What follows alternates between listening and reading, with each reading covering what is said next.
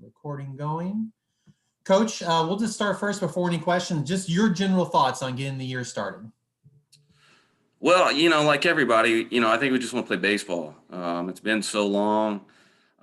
We've been, indoors, scrimmage against each other. A lot of the same things the other coaches have said, but whether we're ready or not, we want to go play somebody. We want to get this started. And last year was a big blow for everybody. And so, I think the excitement is just ready to move on and get to something normal. And part of normal for us is baseball. And that's coming up next week, and we're all excited for it. Well, let's start with a couple of questions here that a lot of the coaches have gotten. But what is that? What is a positive that has come from your team being together for the last 12 months, not getting the play, overcoming that, something that'll help you this year and maybe down the road after this season?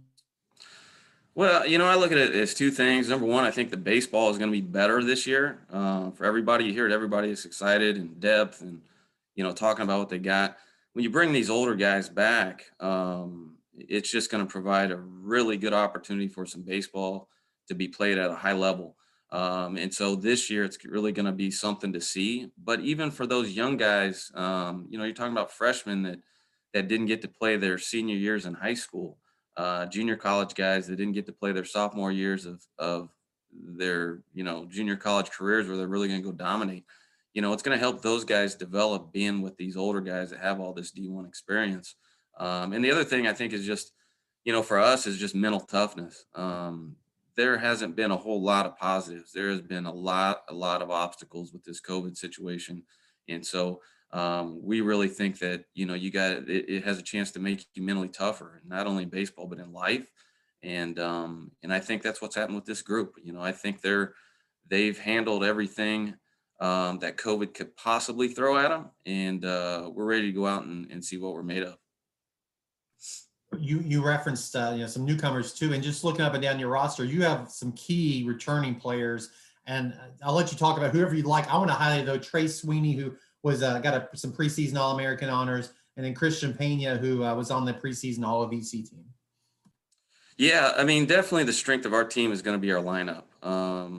This will be the best lineup that I've ever ran out there, 1 through 9, and I think a lot of guys have said that. But the big names that stand out are Christian Pena. I always call him the DJ LeMahieu of college baseball because their games are very, very similar. He doesn't strike out. He puts balls in play.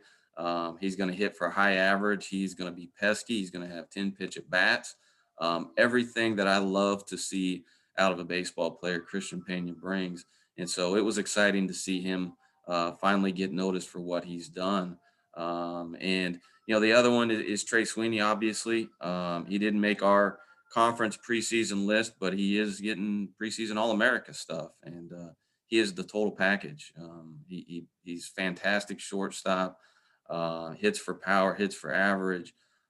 Couldn't find a better team guy for your program anywhere. And so those two guys are really just where it starts. We also got Grant Emmy, who's a freshman All-American, who's our center fielder, who's a fantastic player. And, we got off to a little bit of a slow start last year hitting, but that was mostly due to the type of teams we were playing.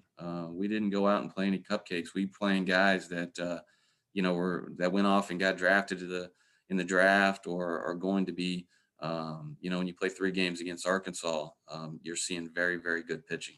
And so the lineup is really going to be something that's going to be tough for other teams to deal with this year. And then that you talked about that schedule. Talk about how it goes into this year and just some of the challenge of putting together. But you're going to place Nichols and Little Rock and Kansas State, so some quality opponents in those pre-conference weekend series. Yeah, I mean, for us, the first week we try to get as far south as we possibly can, get on the bus a little bit, get to know each other, and go try to get a sunburn somewhere. And so, we'll be heading to Louisiana, and it's going to be tough for us. We have not been outside one time. We went outside and took some fly balls, running on ice and snowballs, falling on us and things like that. But we got a veteran group. And so this isn't a situation we're going to be wide-eyed with any situation that comes up this year. Our guys are really ready for anything. And so I'm excited to see what we're going to have, where we're going to be at, because we're only going to get better as the season goes on. And once we're up to full strength, it's going to be something fun to see. You don't think Thibodeau has snow? I hope not. I hope we're not spending that much time on the bus to go get the state, see the same thing we got here.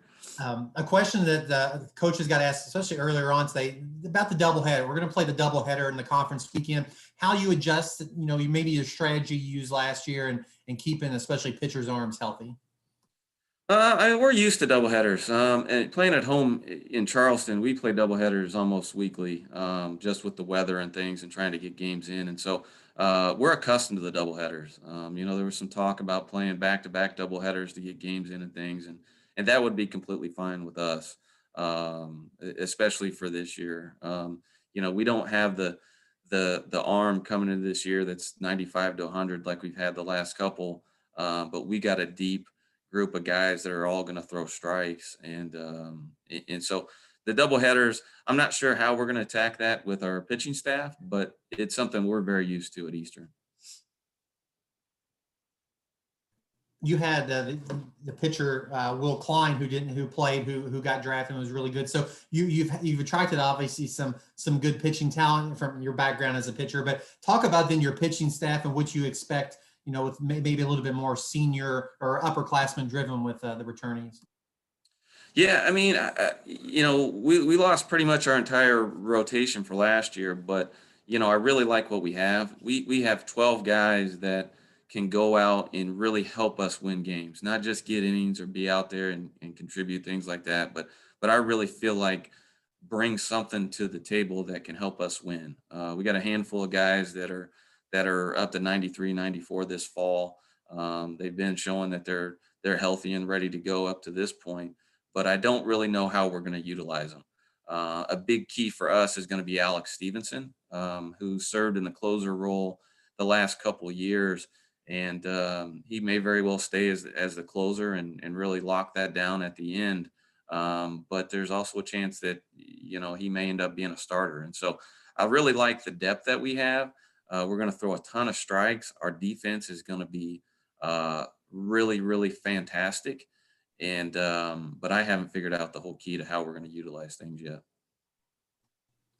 I'm sorry, Van, you had a question and I missed a couple minutes ago. Van Stokes, go ahead.